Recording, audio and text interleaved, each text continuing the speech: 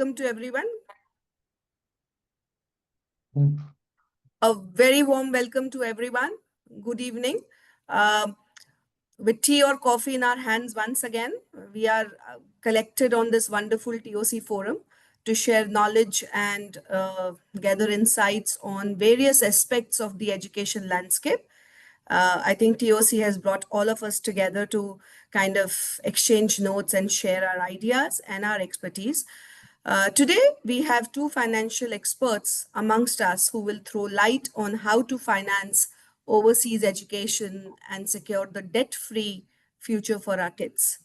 Mr. Dev Mehta here, who's one of the speakers, esteemed speakers, he runs FRR Forex, which is an RBI licensed entity authorized to operate in the retail Forex markets of India since 1983. Apart from offering services for travelers moving in and out of India, they specialize in facilitating transfers for students and parents for university fees and living expenses. Over the past few years, FRR Forex has expanded its offering to education loans and student insurance as well. As of today, they service more than 3,000 students who are studying overseas.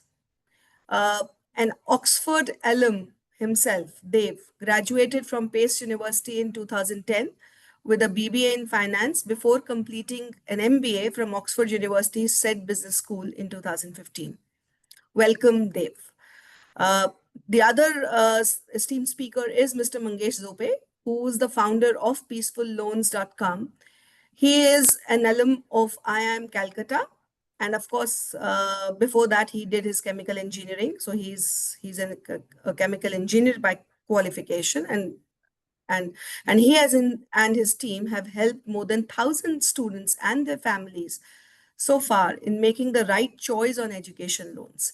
They help HNIs and the UHNIs with reduced cost of loans, like home loans and study abroad loans, education loans.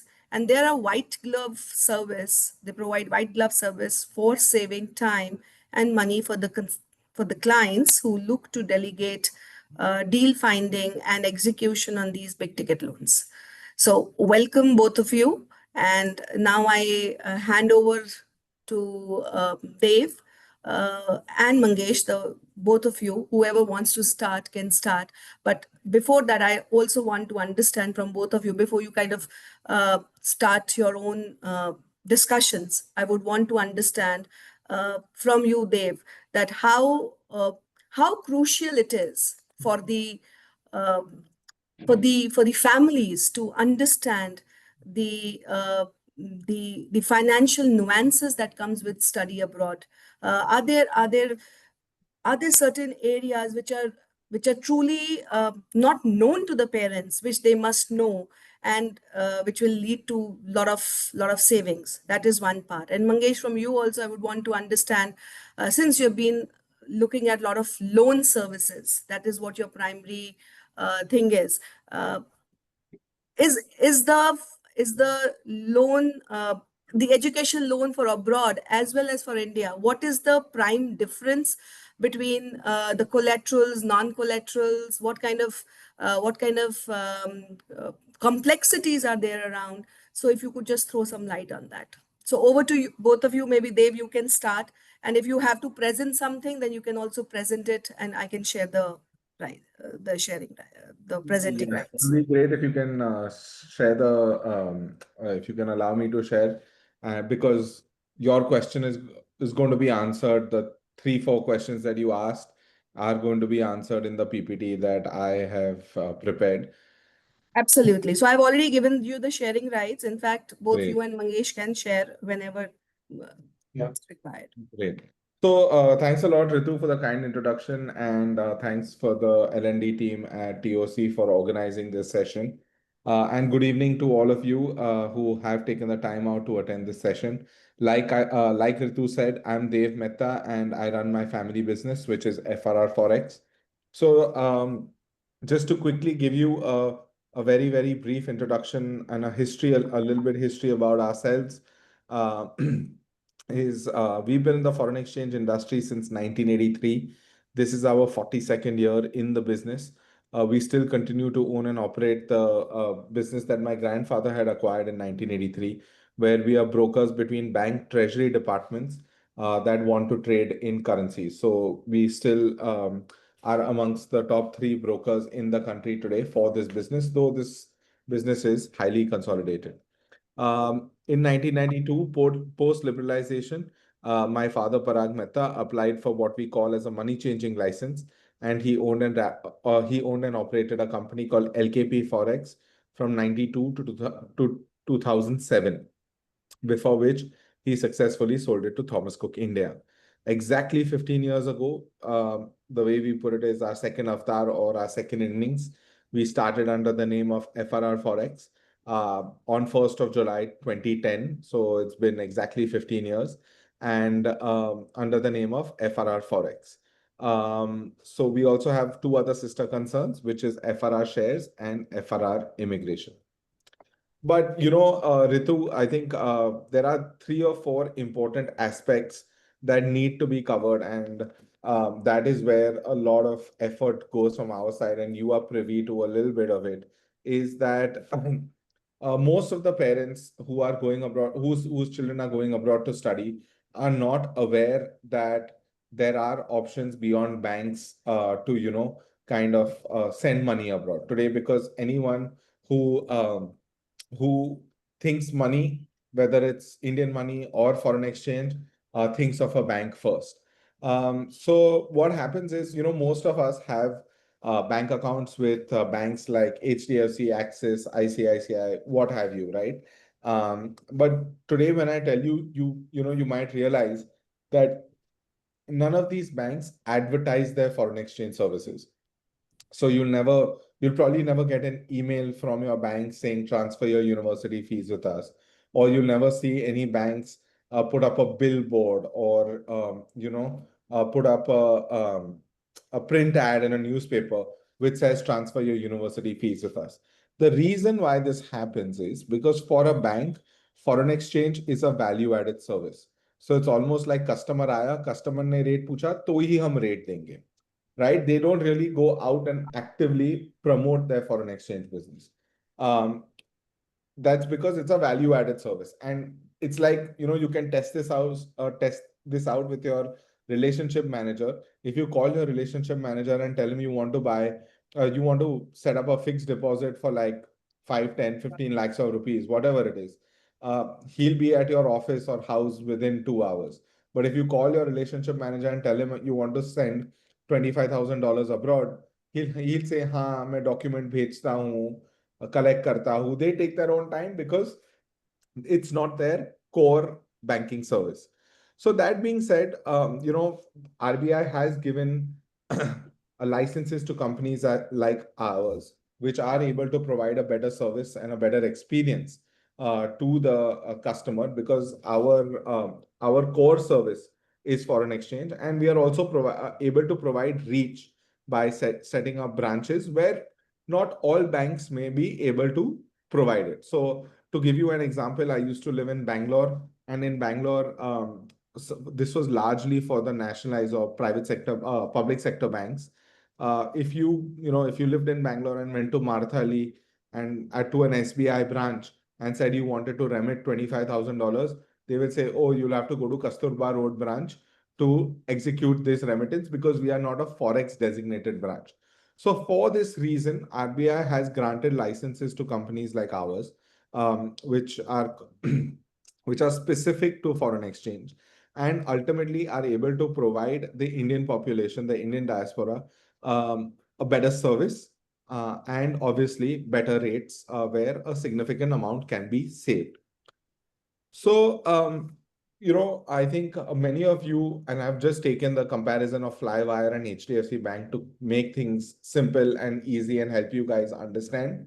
I'm sure all of you have heard of this portal called Flywire, very, very popular, especially amongst the universities in the US, gaining some popularity amongst UK and European universities. So, again, addressing the anxiety of the parent, because what happens is the university will write to the student or the parent, we accept international bank transfers only through Flywire. And Flywire system is great. But what happens is, um, Flywire, the parents see and select the first and the easiest and the quickest option that is visible to them on the screen. There is an option on Flywire to pay through other channels like ours, and at the same time end up saving us a fair amount of money. So here, we've just quickly drawn a like-to-like comparison for $10,000, where on Flywire, the rate that Flywire was charging was 88.30 post all charges, as you can see on the top half of the screen where my cursor is. Towards the bottom half of the screen, you can see another orange table, which is if you were to transfer $10,000 through us to Flywire, you would end up paying a rate of 87.63 post all charges. So you are saving about, or the parent is saving about 70 paisa on per US dollar, translating to about 7,000 rupees on $10,000. So, you can do the maths. There are, at the undergraduate level, parents are transferring these days about 80 to $100,000 in many of the colleges. So this, in effect, the parents are saving anywhere between 60 to 80,000 rupees per annum, which is in effect almost a bomb or just about a Bombay New York ticket free. So parents are not aware. Parents just do as they see and they blindly follow, because this foreign exchange is something that they want to tick off their to-do list. So that is where we spend a lot of time in educating the parents that about two things especially. First, that because we are governed and regulated by RBI, whatever we do is within the rules, regulations, and guidelines of the RBI. So we do not want to flout any rules. And the last thing that we want to do is have our customers flout rules, because there are, FEMA intricacies, which I will talk about a little later, which is the Foreign Exchange Management Act. And any foreign exchange violation in India is considered a criminal offense. So, parents need to be educated about this. And the second thing is, there are portals like Flywire, but we are also allowed to make payments through these portals. So it's not like a jugaad or, any of this. It's a significant cost saving for the parents, which we help them, kind of navigate the Flywire portal in order to make the payment by saving a fair amount of money. I just did a quick comparison with HDFC Bank. As you can see at the bottom of the screen, just to show you that how we are cheaper than the banks. At the bottom of the screen, you can see the rate for the US dollar, which was 88.28, and the same day the rate with us was 87.37. So like I said, anywhere between a 70 to 90 paisa saving per US dollar is what parents can end up getting. Since the past 5 years, the government has introduced something which is called tax collected at source, or TCS, which again is a very, very important component, because again, if parents are transferring a large sum of money, they can end up paying anywhere between 1 lakh to 4 lakh rupees per annum as TCS. Again, here we, kind of break down all these things for the parent, unlike a bank where bank will straight away just deduct the TCS from their customer's account. So TCS has been introduced by the government of India since 1st of October 2020 on all forex purchases, which includes transfer of tuition fees and living expenses. Every resident Indian is allowed 10 lakh rupees per financial year without paying TCS. So whether you purchase a currency, forex card, or transfer fees, this is a cumulative limit per financial year where you will not pay TCS. Once you exceed this limit, that is when the TCS will kick in. So especially with respect to education, if the student has taken an education loan, okay, from the 1st of April, the government has waived off TCS. So the student is not liable to pay any TCS, or the parent is not liable to pay TCS. However, there are two factors that the student needs to keep in mind. First is that it must be an education and education loan only. It cannot be a personal loan. It cannot be a gold loan for the TCS waiver. Parents are more than welcome to take a personal loan to fund their child's education. There's no problem with that. but they will not get the TCS waiver. And the second thing that parents need to keep in mind is that this education loan must be from an Indian lender itself. So I'm sure Mangesh is going to talk about this. So it has to be an Indian bank or Credila, but Mangesh will also kind of um, cover this a little bit. If Sure. um, if the if the parent is funding the child's education from their personal or family savings, then they have to pay a 5% TCS on the excess amount above 10 lakhs. However, this TCS is like TDS. I'm sure all of us are familiar with TDS, and it can be adjusted against the remitter's income tax that's payable at the end of every financial year. So, they can, their chartered accountant will help them adjust against the TCS that they have paid. Um, okay, now this is a slight technicality with regards to FEMA, which is the Foreign Exchange Management Act, as to who can transfer money for the students' education and for the students' living expenses. So, as per FEMA, only a blood relative can transfer money for a student's education and for a student's living expenses. Who is a blood relative? That also has been further defined as by FEMA as mother, father, sibling, and spouse. So no grandparents, no uncle, auntie, no cousin, brother, cousin, sister. It is only mother, father, sibling, and spouse. The documentation is very simple.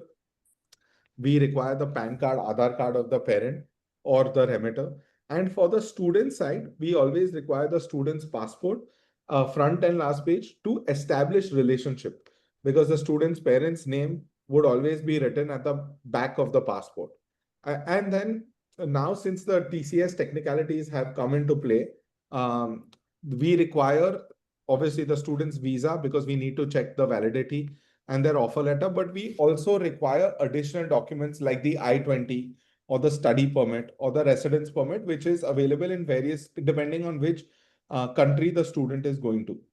Because if the student has completed his or her graduation and the parent still wants to transfer money to the child, then that has a separate TCS implication, which goes to 20% and not 5%.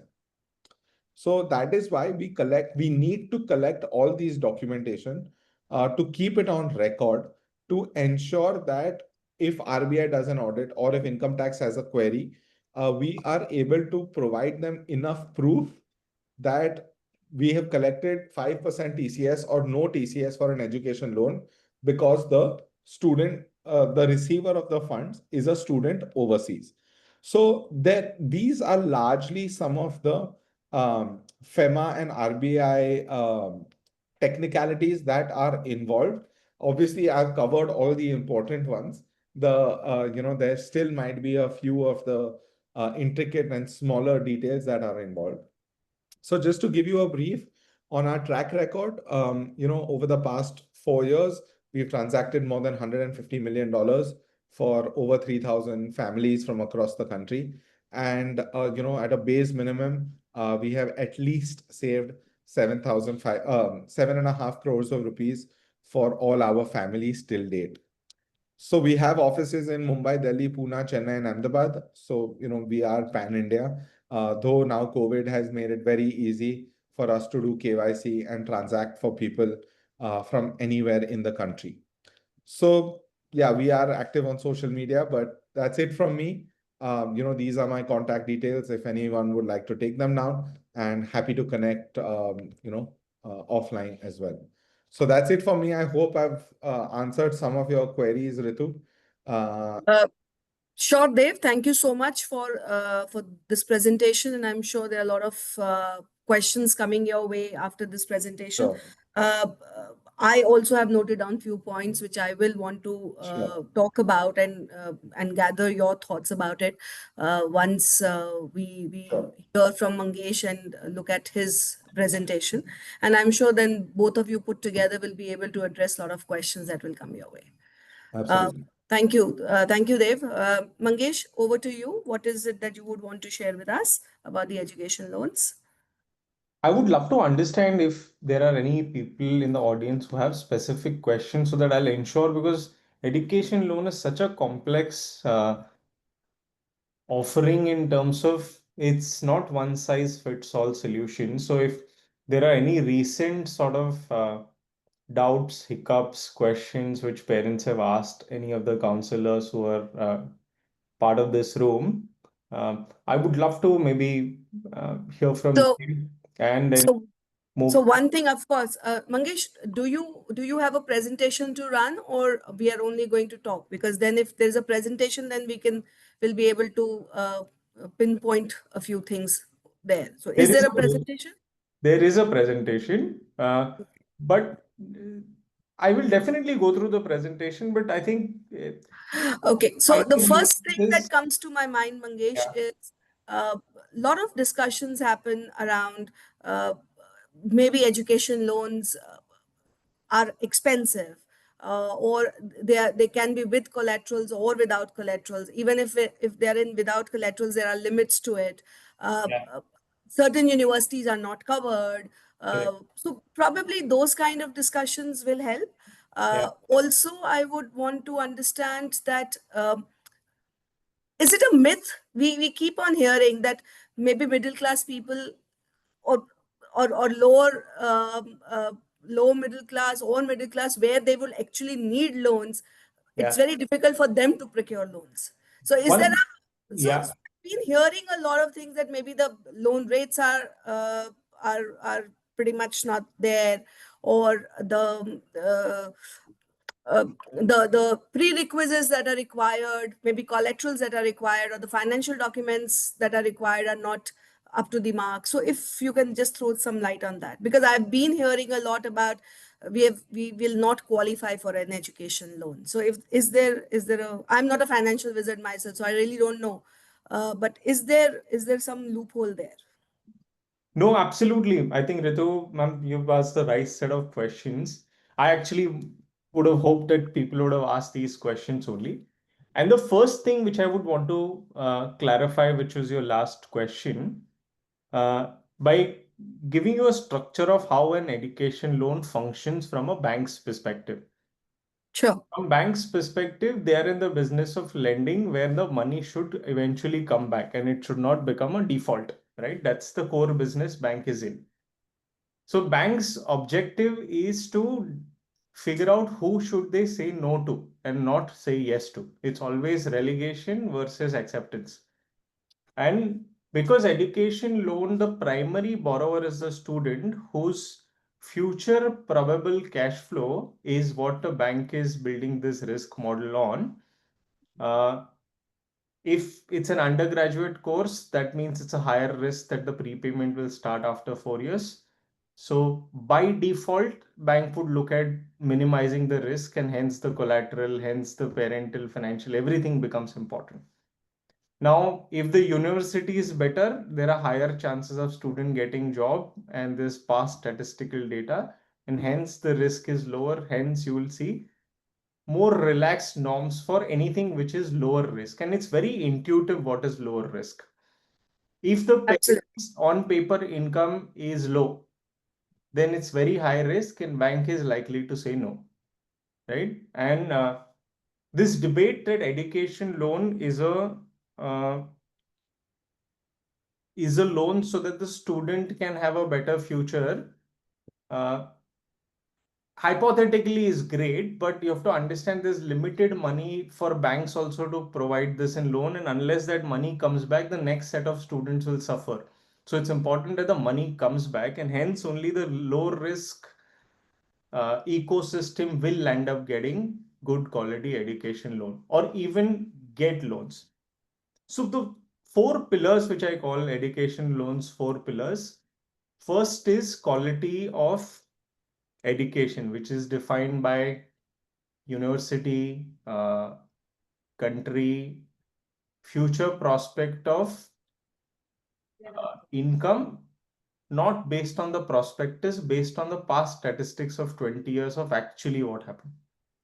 because banks have all these data-rich ecosystems. So whatever has the higher outcome in terms of cash flow and closer to the lending, which is masters being quicker, money coming back versus UG, you will always see masters being preferred at a top university, right? Hence, top 150 QS ranked university into masters is pet favorite or favorite of the banks to lend to, because they know there's higher chance. Within that, STEM would be more favorite because they have statistical data on STEM. Any new age courses on arts, acting, photography, they may be greatest courses, but they don't have statistical data to prove the income for the future. So it becomes a higher risk. The second pillar, if anything is a hiccup in the first ecosystem, uh, is parental income. And when I say parental income, it is only substantiated by government documents like income tax, salary slips, or something like that. Any other form of income, banks have no way to recognize. Third is, if you go past a 75 lakh benchmark, then you will require a collateral to substantiate the loan. There is no way that above 70, there are exceptions, but I'll keep exceptions away. And exceptions are only valid if you're going to the top 100 universities, so on and so forth. So there are exceptions, but let's look at the broader ecosystem, and which says that collaterals required 75 lakh rupees and above any education loan which you're trying to procure from a family's perspective.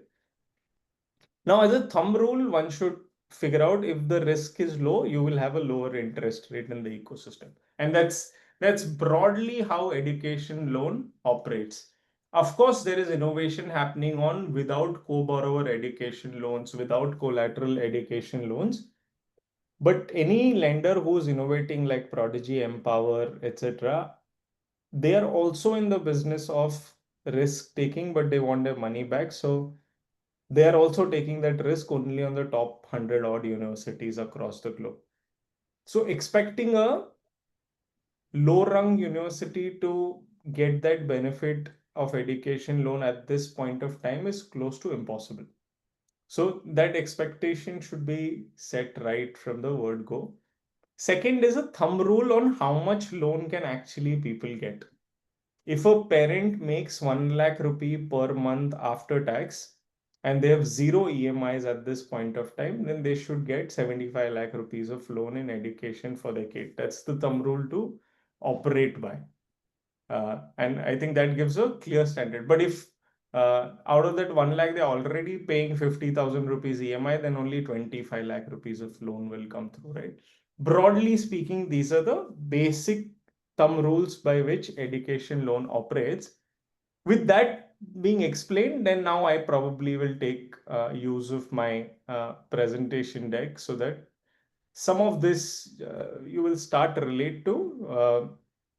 But I wanted to get the Sure. elephant addressed right in the beginning, because that's something which people are looking at getting an answer to.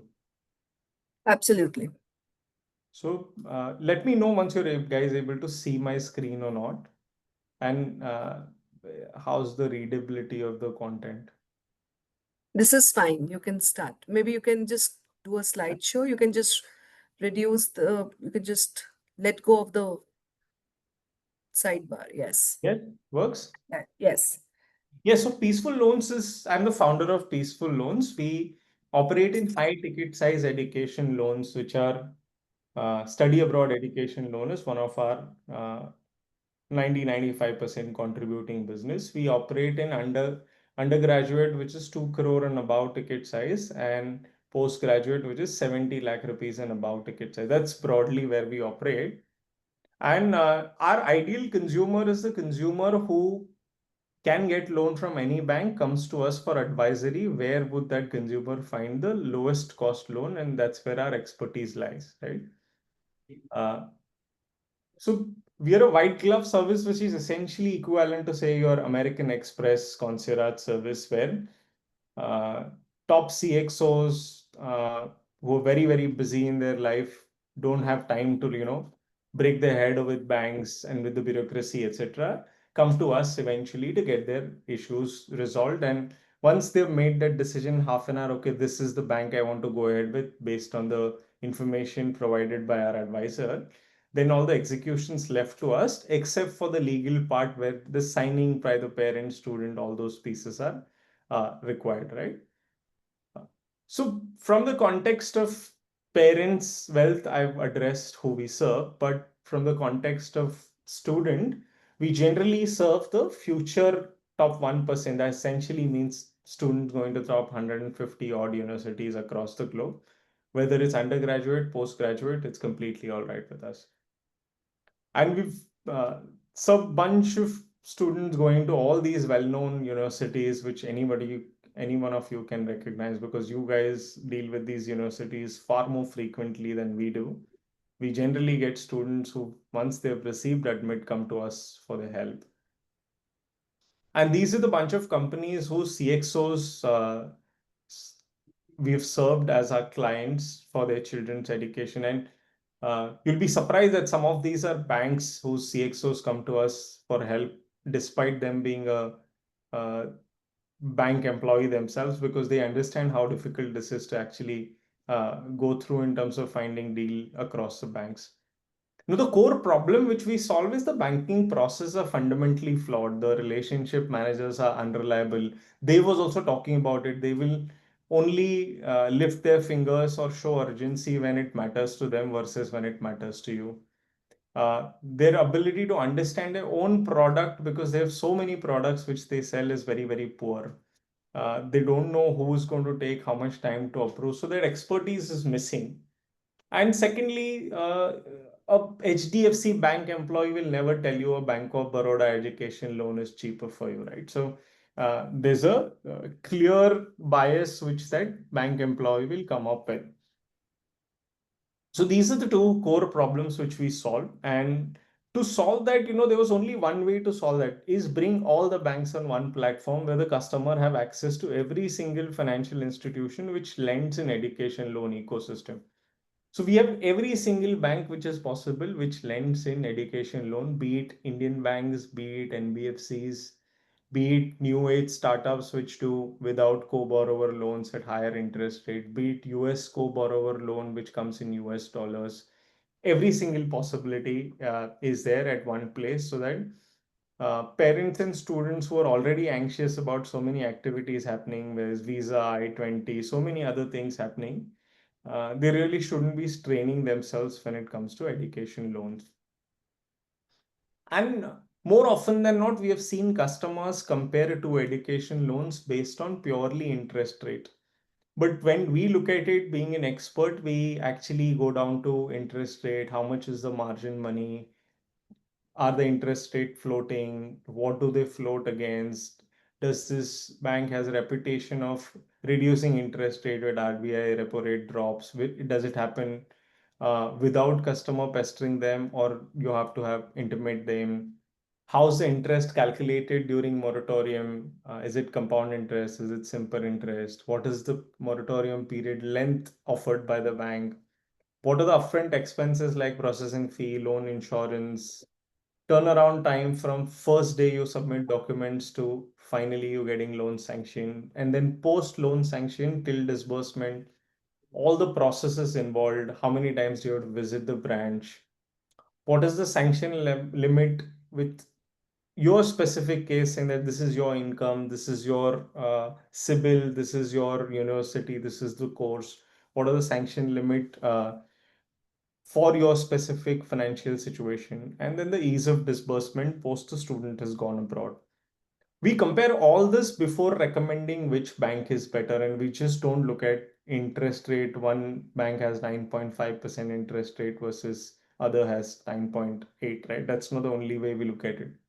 We've had cases where the customer's chosen more expensive option because they just don't have time to go to a government bank's branch to get disbursement every now and then. And benefits, as Dave was also explaining, one of the top benefits why these high net worth individuals take education loan is any interest paid on education loan for the first 8 financial years is tax free with no upper limit. That means for most of the wealthy people who are paying 30% income tax, it's 30% off on interest rate straight away, right? So effective cost of that loan is 6.5%. And their money is growing at 13-14% in mutual funds or any other assets which they've parked their money in. So it never makes sense to withdraw money from mutual fund, then pay long-term capital gain, and then utilize it for your child's education.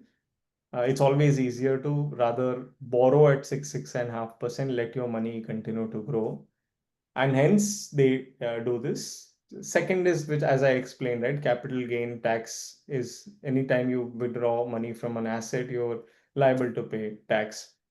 Third is the TCS advantage, which Dave has explained in great detail, so I don't have to get into that at all. And lastly, the access to liquidity, though psychologically, emotionally, parents have made up their mind to spend this much money, but we've observed more and more HNIs come to us in the second year of education saying, Mangesh, I'm tired of finding this 50 lakh rupees every 6 months, what to withdraw from, market conditions may not be ideal. I have my money parked in real estate, abhi market mein barabar nahi chal raha hai, the rates are not great. And hence, the loan is an easier solution because in education loan, there is no prepayment charges. So you can prepay at any point of time when you uh, have the right timing in terms of stock market, right timing in terms of real estate market when you want to liquidate that asset. So that gives you the flexibility to use education loan as a way of funding. Last, which is a very emotional nuance from parents' perspective, which we have seen, is that parents subtly want their kid to know that this is the amount of money they're spending, and no better way than using a loan, because then you see that as one single account of couple of crore rupees where you've expenditures parked in one account rather than sending 5 lakh rupees here, 10 lakh rupees there. Then there's no accountability from parents' perspective, which a child kind of bears. And the income tax impact on the saving is tremendous. If you look at a 2 crore rupee education loan, which is what a undergraduate course would cost, it'll end up saving you close to 50 lakh rupees in 8 years time frame. And everybody respects hard-earned money, and nobody wants to throw away 50 lakh rupees of income tax saving, especially considering the tightening of nose happening as far as income tax is concerned. Largely, Nirmala ma'am's putting income tax on everything. So this becomes a very, very important aspect to look at if you have money. If you don't have the capital, you only have like 50% of money, rest of the 50 has to come from loan, then it's a different matter altogether. But even for people who have money, it's an important consideration to have. And why apply through us? It's just convenience, right? Convenience and deal finding. If you have time to go to 20 financial institutions and find out which is best for you, and then go through the bureaucracy of following up with them regularly, by all means, you should apply on your own. But if you don't want to do that, then you can apply through us, and we don't charge a single penny to any of our customer. We charge the banks for it.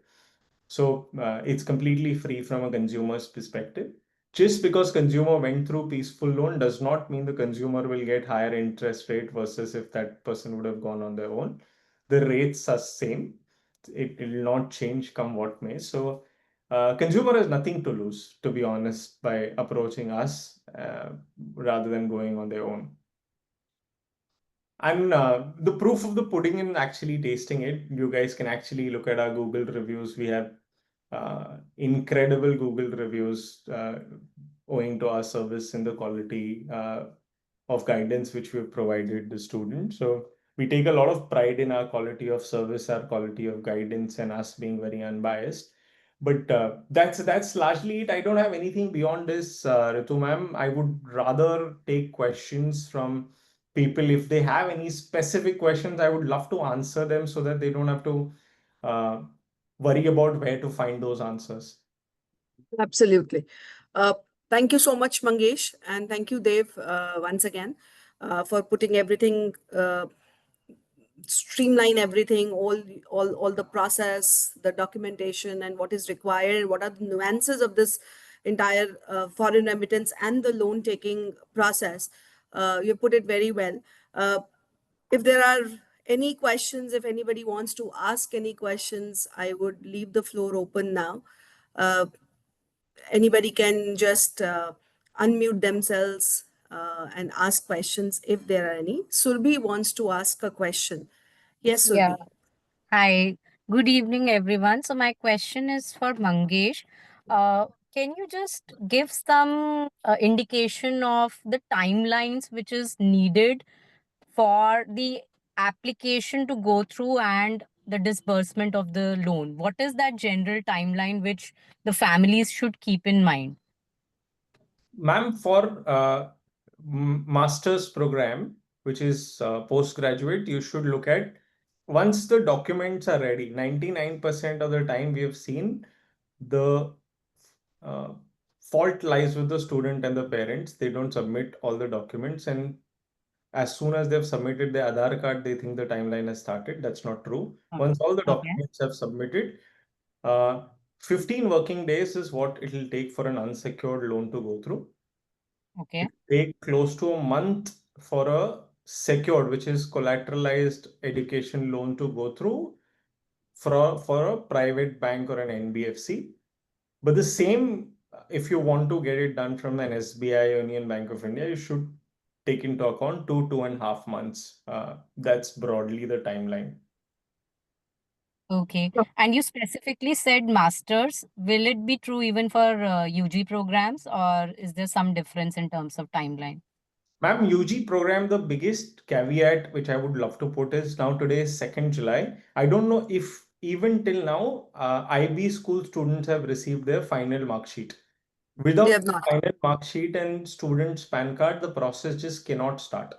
So most of the students are not 18 and their PAN card's not yet ready. Their final mark sheet hasn't come. So I've observed people starting UG education loan process now rather than much earlier when everything is out of the way, visa, etc. is sorted. This is the time frame when undergraduate parents look at starting the process. If it's government bank process, they get all documentation done, the applications put in, and when the kid comes back in December is when the signing happens. So the first semester fees go out of pocket, and then come December, all the signing, etc. happens because this documentation's not ready yet. But that's not true for IGCSE, I think comes in May. So they're fairly Okay. ready.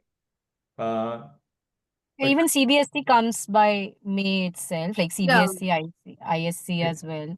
but parents are very reluctant in getting the underage PAN card because it has to be changed in 3 months. So they say, why not make that effort only once when it turns 18, right? So that's why I said masters and UG because the documentation needed can just change the timelines completely, right?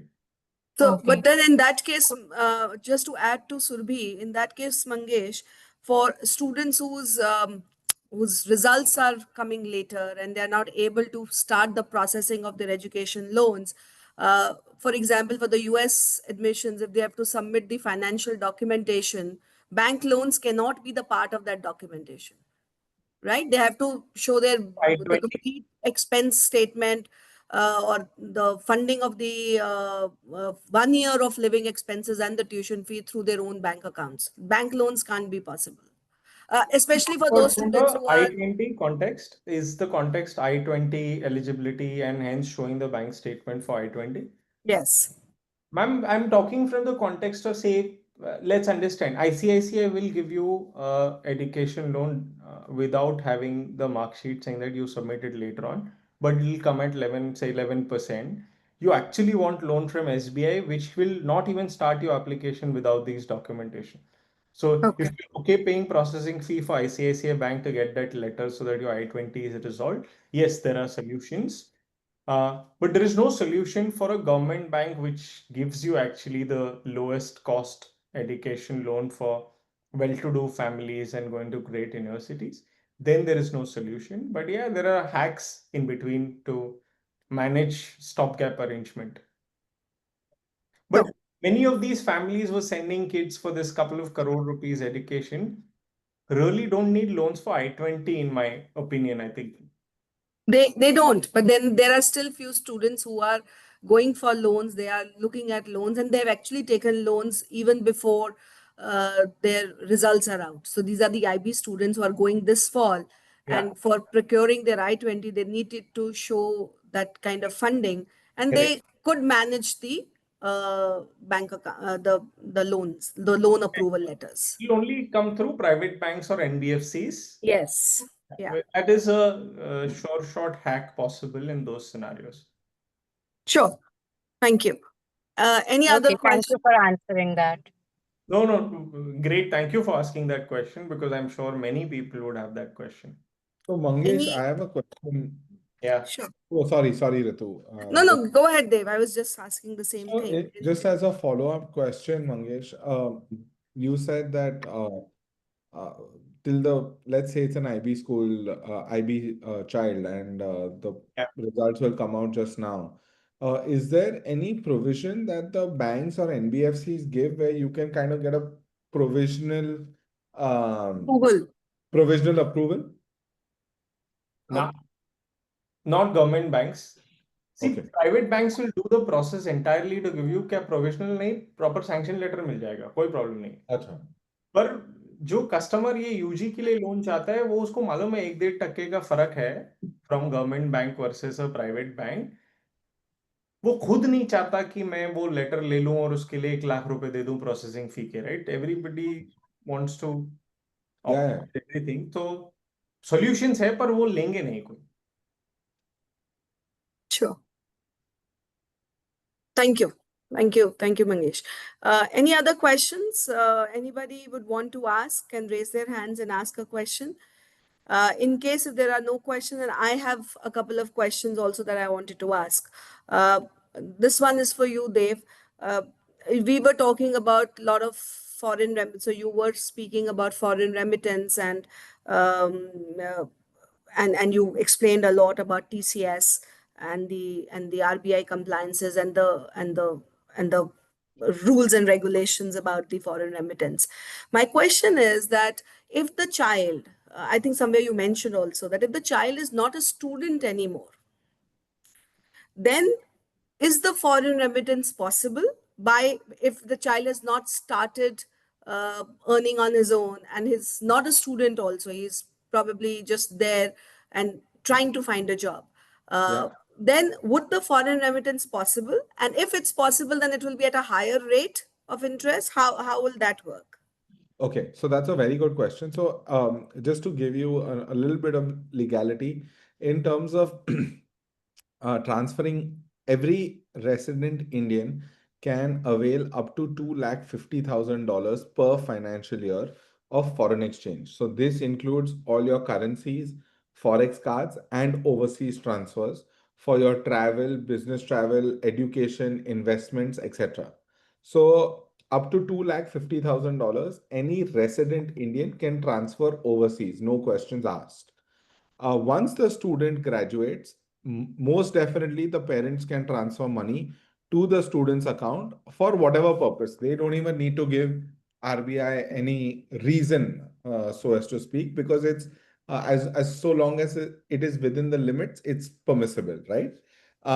In that case, the rates don't really differ, but the TCS is what differs. So if you are paying a 5% TCS on 10 lakhs on the amount above 10 lakhs of rupees for the purpose of education, um, if you are transferring money to, if the parent is transferring money to the child who's not a student anymore, will end up paying 20% TCS on the amount above 10 lakhs.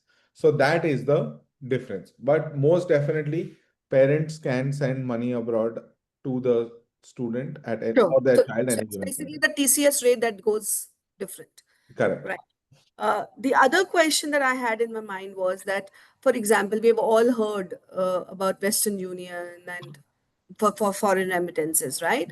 Uh, how how is it different from what FRR provides in terms of the rate of interest or whatever the rate or the penny difference or whatever that difference is? Is that the only difference, or is there something else that comes into play, or FRR is also going through Western Union No. or those places?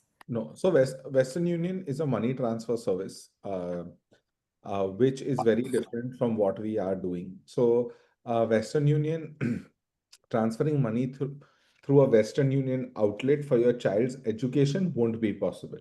So, the Western Union outlets that we see maybe at a chemist or, at random locations at a Kirana store, that is in India to receive money from overseas. So, it's mainly for people whose families are living in India, but they are working, like, several laborers work in the Gulf and all of that. They send money via Western Union. Having said that, rates at Western Union are definitely higher. But the whole purpose of setting up Western Union, largely setting up Western Union in India, is for inward money, Not the outward, not the not outward. outward money transfers. Okay, wonderful. Mangesh, I wanted to ask you, like, for example, we've been talking about Prodigy, Empower, this Gyandhan, then there is Credila, of course. So a lot of people are there, other than the banks, private as well as public. There are a lot of financial institutions and a lot of companies who are offering these loans. Of course, they have set up their systems on the back end with the banks and with other NBFCs or the financial institutions. But what I want, so but when I see you, you said that you have banks, NBFCs, and other on your platform, right? Which Yeah. means, is Peaceful Loans a kind of an aggregator where every institution, the banks or the financial institutions are on your platform and you will be able to, so are you kind of an aggregator for the services? Yeah. How is that Yeah, there? 100%. We are an aggregator like Policy Bazaar is for insurance, we are for Correct. loan. And Correct. uh, no bias, no preferential treatment towards either of the financial institution, because at our scale now, commercially, everything is same for us. So our interest lies with our consumer, which is a family, and how to save them money or optimize based on their requirement. Uh, it could be better quality service. It could be I live in Singapore, so I don't want to go to a branch. It could be whatever, right? So optimizing for them is what our objective is. Great. And the last, for me, I think one last question, otherwise, of course, everybody else can Yeah. also ask. Uh, this is to both of you. Uh, so since Dev, you also mentioned you're also now starting into loans, right? And Yeah. Mangesh, you've been doing it. Uh, is the are the loans possible for the overseas education from somebody overseas? If somebody is sponsoring a loan, and are the loan rates different in, say, US? If somebody wants to take a loan from a relative in the US, is that kind of possibility there? From relative. From a relative or somebody who's able to co-sign the or become a securer or guarantor. Yeah, So yeah, I there are really don't know how does it work. yeah, there are guarantors. They can't give you money. They can give you Correct. become co-borrower for you. Like Yeah, here, they can become a co-borrowers, yeah, they right? can become co-borrower. So in case the student stops paying back, their credit score gets impacted. The bank will come for them in terms of repayment of that. That is the responsibility of co-borrower. But I've seen many of those happen in US especially. And yes, they're definitely cheaper, but uh, you have to take into account you're foregoing the income tax advantage, which a post income tax advantage. There's not much difference, to be honest. Okay. And So just one more. Sorry, Mangesh, are you done? yeah, I was just saying that the delta is that people take it because they start building credit history in US, and then the Yes. possibility of refinancing it by a good US bank, which will become even cheaper. That's the advantage people look at. And you are allowed to knock off some income tax benefit in US up till $2,800 if your income is below 80,000 USD. So it's a combination of all these factors. But if But then who can be the co-borrower? It could be only anybody, a US, relative, a friend, anybody. Yeah, only US citizen with green card and clear credit history. And But it could be anybody. No blood relations or nothing like that. it can't be your green card holder uncle who's settled in Hyderabad. They should be earning in US and have live credit history. Okay.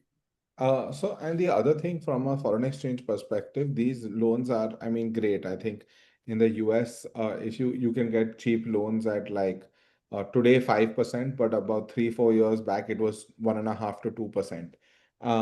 And if the funds are, if the parent is backing the child, and if eventually the parent is going to transfer the money from India to pay off the loan after 3, 4, 5 years, whatever it is, or 2, 3 years, whatever it is, the parent needs to take into consideration the INR depreciation against the dollar, which is anywhere between 4.5 to 5% every single year. So that needs to be added to the cost of the loan. So Correct. at like we've had parents who'd borrowed at 1.75 and 2%, which was 4 years ago, but they have to add that they added that 4.5% INR depreciation every single year. But it still made sense for them to borrow at 6.5, 7%. So that is another perspective that you have to look at if the funds are the likelihood of the funds originating in India is high. Also, Ritu ma'am, I think the narrative says that the US loans are cheaper, but I've had students who went to a Wharton this year, two of them, their loan is 8.5%, even from US borrow. So it's not as if you're getting like a 4-5% interest rate loans, right? Wharton is like probably cream de la cream, B school, possibly. You can't get things, Absolutely. right? But the loans aren't, there is like an asterisk mark, right? There is one odd case where you will get that 5% loan, but everything else is still expensive. Okay. Fair enough. Thank you so much for all that clarity. Any other questions, anyone? Otherwise, we can wrap this up. And so I think, yes, I don't see any questions on the chat box. I think everybody is clear on the aspects that we discussed. Thank you so much, Mangesh and Dev. It was definitely a wonderful session. And not only as counselors and educators who are interacting with a lot of kids who are going overseas, who are needing loans, uh, but also as parents. We as parents also are planning finances for our kids. So it's not only the audience is not only the educators and the counselors, but also the parents who I'm planning finance for my kids, and so are many others. So I'm sure this session is helpful, and we'll be able to come back to you as parents and as counselors to kind of give us better insight and help our kids secure their future. Actually, ma'am, I've been fortunate that I've been associated with TOC members for last 2.5 years. A lot of counselors have been our clients now, not just for their For, students as for counselors, their students, but for as their own parents. kids. Yes. Yeah, that them as parents, and it's not appropriate because we've been very conscious of uh, safeguarding their identity. Abs- I wouldn't want to name them, Absolutely. but some of the counselors from TOC are our customers. So that kind of, Absolutely. the right guidance always finds its right path, right? I'm sure they would have enough customers like that as parents. Dev, do you want to say something? With your permission. Absolutely. So for my older kid, Dave has been doing foreign remittances. So Yeah. I know for sure that yes, the the rates are good. I don't have to worry about anything. So yes, I think that is one thing. Makes sense. Absolutely. Yeah. So thank you so much. If there are no other questions, then we can wind this session. Thank you for your time, Dave and Mangesh. Hope to catch up again once more and listen to your wealth of knowledge. Thank you so much. Thank you. Thank you, Ritu. Thank Thanks you. to Thank you you. for Thank you, bringing. everyone, for joining us today. Have a Thank good you so night. much. Bye bye. Good night. Bye bye. Bye.